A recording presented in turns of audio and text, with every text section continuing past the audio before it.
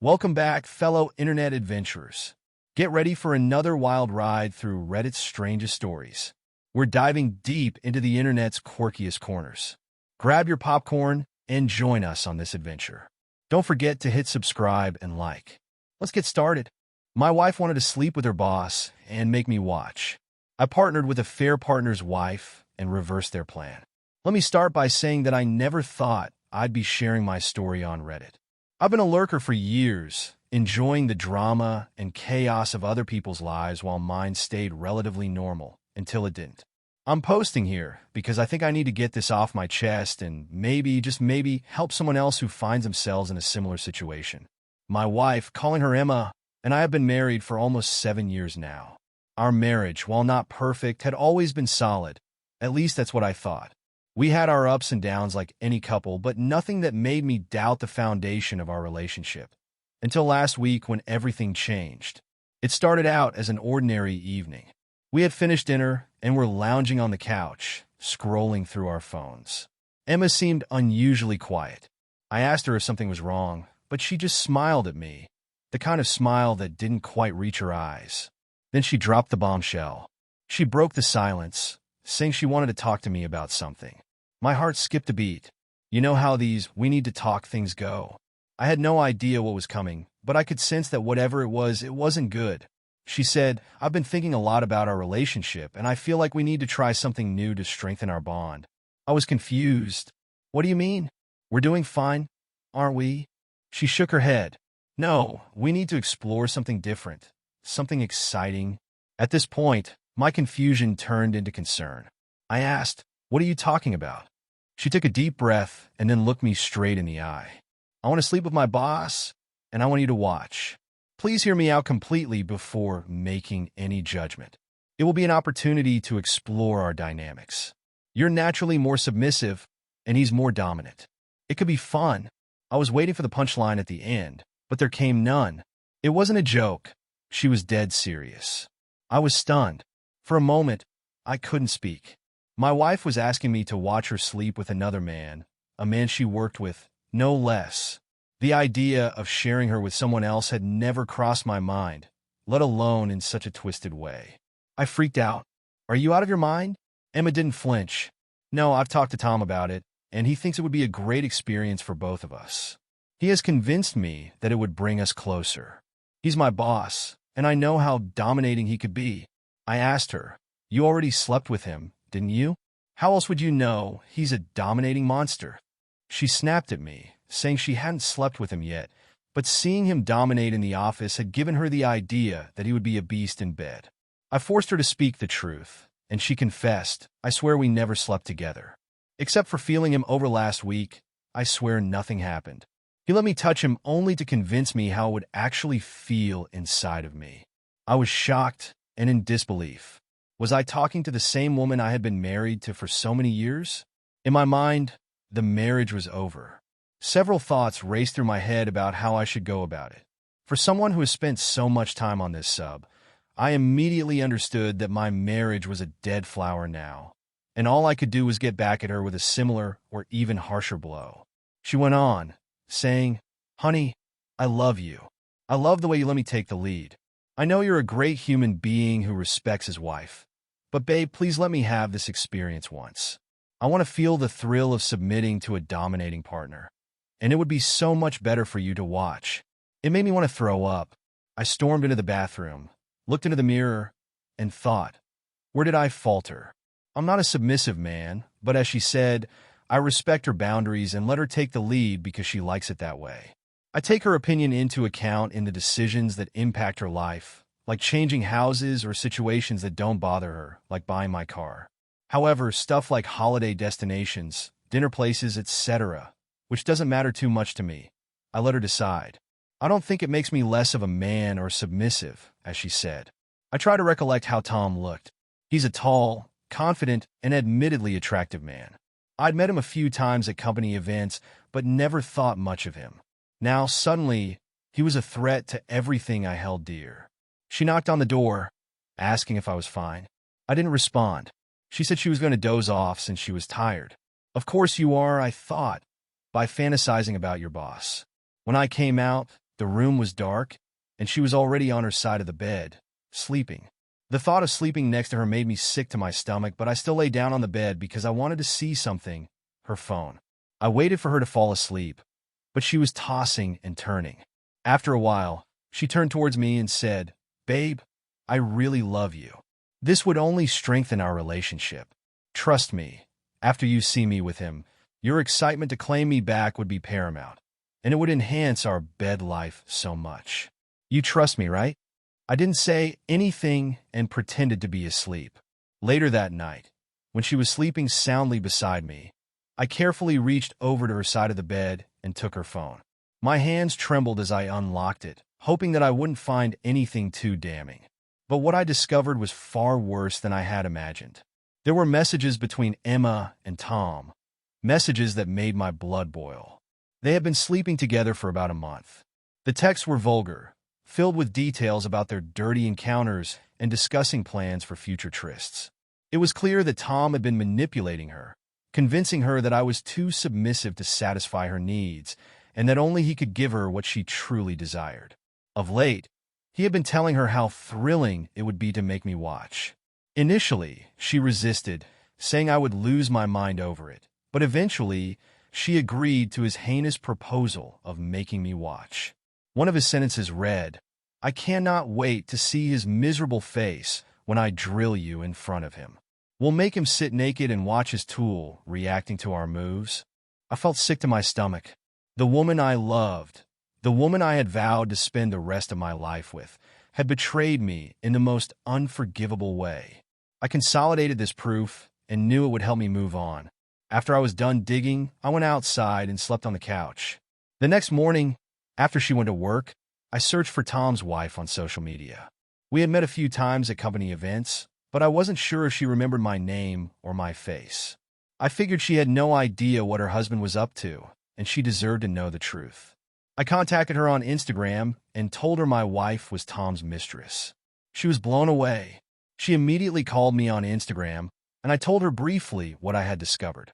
She asked me if we could meet in person because she couldn't comprehend what was happening. I left my office to meet her. When she arrived, I could see her trying to hold back tears. She choked out, "I can't believe this." I said, "Neither can I," and then narrated the entire conversation I had with Emma the night before. I showed her the messages I retrieved from Emma's phone. She could no longer hold back her tears upon seeing Tom's vulgarity. Tears rolled down her cheeks, and then she excused herself to use the bathroom. When she came back, her face was red from crying. She was indeed very pretty. I had never laid my eyes on any woman after I married Emma, but at that moment, I was taken aback by her poised elegance. The way she was holding herself together after learning this was commendable. Any other woman in her place would have stormed into Tom's office and beaten the crap out of him. I said, "I'm so sorry, but I think we need to figure out what to do next. We definitely can't let them walk all over us." She said her relationship with Tom had been rocky for a while, and she had been thinking of separation. This was the last nail in the coffin. We spent the next hour talking, both of us trying to process the betrayal we had just uncovered. She said she was going to meet her lawyer friend and asked me if I wanted if she made the decision right away that she would be proceeding with the divorce, and so was I. Her friend helped us understand the laws around divorce, which, it seems, are not favorable for men. Yet I'm ready to embrace the laws to get rid of my cheating wife. It's been 3 days since then, and Tom's wife and I are in constant touch, lending a supportive shoulder to each other. She has gone to her parents to avoid any talks with Tom, while he and Emma are enjoying the opportunity at its best. Emma is coming home late every day, and I know what she's up to. I don't care now. I've already started to move on. It's just a matter of time before she's out of my life. The lawyer said it would take 15 days for the papers to be ready. Meanwhile, Emma is constantly nagging me to accept her vulgar proposal. I'll make the next update after I'm done dealing with this. Well, that escalated quickly. Newsflash, Emma. Not everyone likes to watch. It's impressive, really. Most people just try new restaurants or hobbies to spice things up, but this one wants to turn her husband into a cuck. At least you get to enjoy the comfort of knowing that you've officially dodged the world's worst couples therapy. Update 1. Here's an update.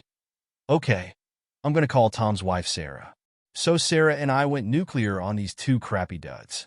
Our initial plan was to blindside them, get a divorce, and throw them out of our house and our lives. But Sarah had something else in mind. She was sick of Tom's cheating and toxicity. She wanted to humiliate him in the same way he wanted to do to me. She said, "Let's give them a taste of their own medicine." I was puzzled. She suggested, "Let's make out and let them see it." I burst out laughing, thinking this was a joke. She said she was dead serious about doing this if I was in. Let me confess, I was attracted to her at that very first meeting. Yes, she's beautiful and pretty, and everything about her personality and the way she navigated her emotions was jaw-dropping. Okay, I'm not generalizing, but I'd hardly met a woman who was so calm and knew exactly what to do. Honestly, having her on board makes me feel better. You feel like you're not alone in this mess. I know I would be judged for this, but I don't care. Sarah and I have been meeting every day since I broke the news of Tom's cheating. We kind of like spending time with each other.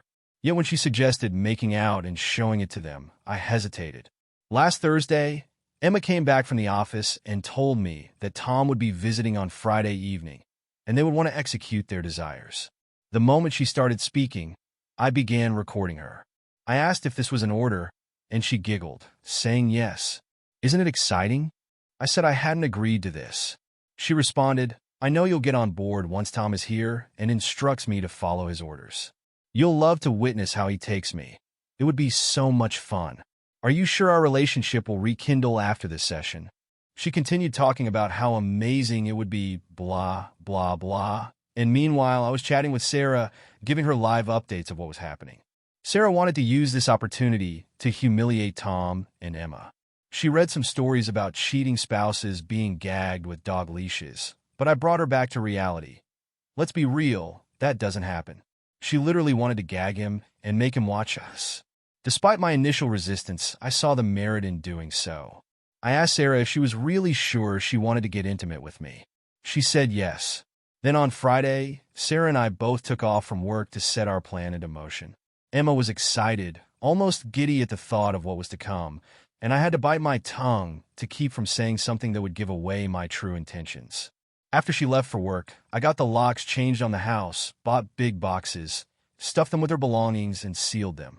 Sarah came back from her parents, packed her stuff, and vacated the house. But before that, she destroyed all of Tom's belongings, cut his clothes into confetti, poured adhesive on his leather shoes, and smashed his expensive perfume bottles into dust. Poor him. Emma texted me that she and Tom would roll in by 7. Sarah came over about an hour before, and together we made the final preparations. We set up speakers throughout the house and queued up some loud, thumping music that would grab the attention of anyone entering the driveway. When 7 p.m. rolled around, I turned on the music and waited. Sure enough, a few minutes later, I saw Emma and Tom pull up in his car. They got out, laughing and talking, clearly expecting a fun evening ahead. But when they reached the front door, they found it locked. I watched from the living room window as Emma fumbled with her keys, a confused look on her face. She tried the handle again, but of course it wouldn't budge. Tom, growing impatient, screamed, "What's the matter?" and asked where the loud music was coming from. Emma thought I had bolted the lock from inside and assumed I could hear the lock due to the loud music. Our bedroom window opens to the backyard, so she and Tom walked toward the backyard. The window was closed, but we left the curtains slightly open for them to see what was happening inside. Sarah and I stood near the window, and when they looked at us, their faces turned pale. We couldn't hear them, but the frustration on their faces was epic. Tom lost his mind and yelled while Sarah and I locked our lips and closed the curtain. We weren't fools to let them record us. Then we wrapped ourselves in a sheet to show them we were making out. Sarah was wearing an off-shoulder dress, and I was in my vest. We just showed them glimpses of us kissing on the lips and neck and grabbing each other. We actually did nothing at that time. We were so fuming with rage. Those 5 to 10 minutes are still a blur for me. Sarah and I kissed multiple times, lips, face, neck, and shoulder.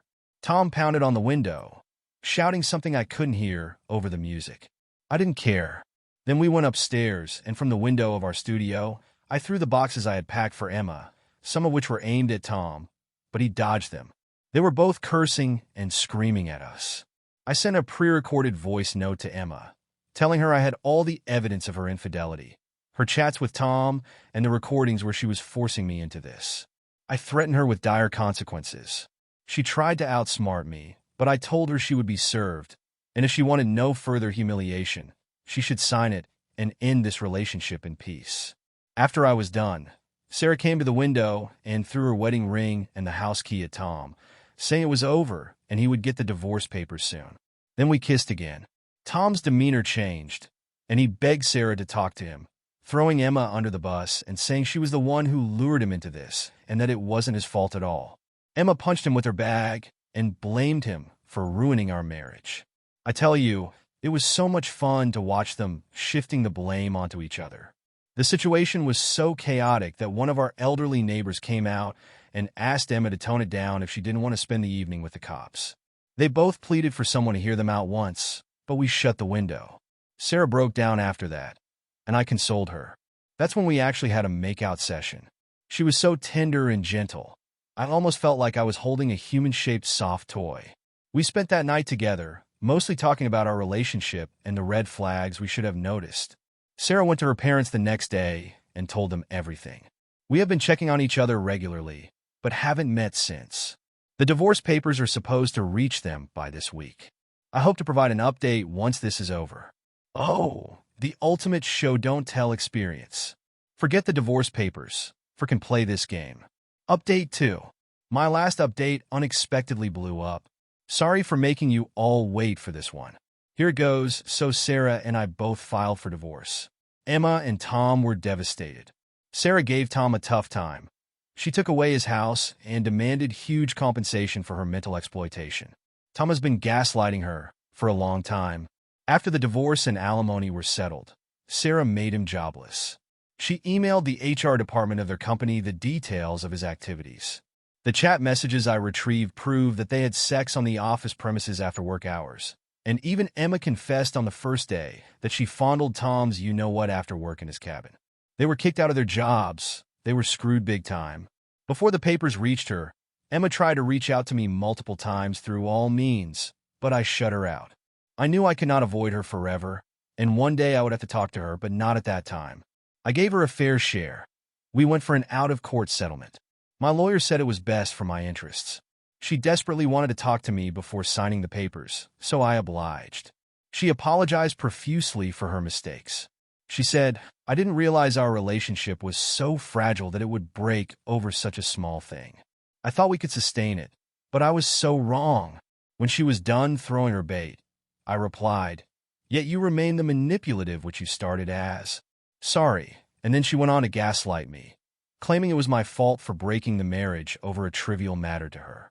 Having sex with your boss and humiliating me was small stuff, wasn't it?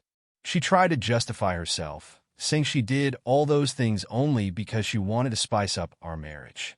I heard her rant until I could tolerate no more and snapped at her to shut up because none of her words were making sense. The bottom line is she's a cheater, and she has messed up big time. There's no way she can change the consequences. Emma was disheartened by the divorce, but she was more bothered that I started dating Sarah. According to Sarah, Emma also begged Tom to get together because, they were in the same boat, but he shooed her away, saying she was beneath his standards and was just good for fun. Emma dug her own grave, and now she has to lie in it. Meanwhile, Tom also reached out to me and tried several times to deter me from dating Sarah. He tried to come clean and said Emma was the one who seduced him at the office for her own good. I threatened to break his bones if he ever texted me again. I know he's lying. I have read all their conversations. He was the one who put the idea into Emma's head. I'm not trying to justify her cheating. She's equally responsible. She wasn't a teenager who got manipulated by a senior. She clearly made the choice, and now she has to live with it. As for Sarah and me, yes, we are dating. It's a serious relationship, but we're not sure if we want to get married again. For now, we are enjoying our time together. Let's see how far we go in this togetherness. We'll keep updating this thread as life progresses. Goodbye for now, and be sure to like, subscribe, and hit the notification bell so you don't miss out on the next video. Until next time,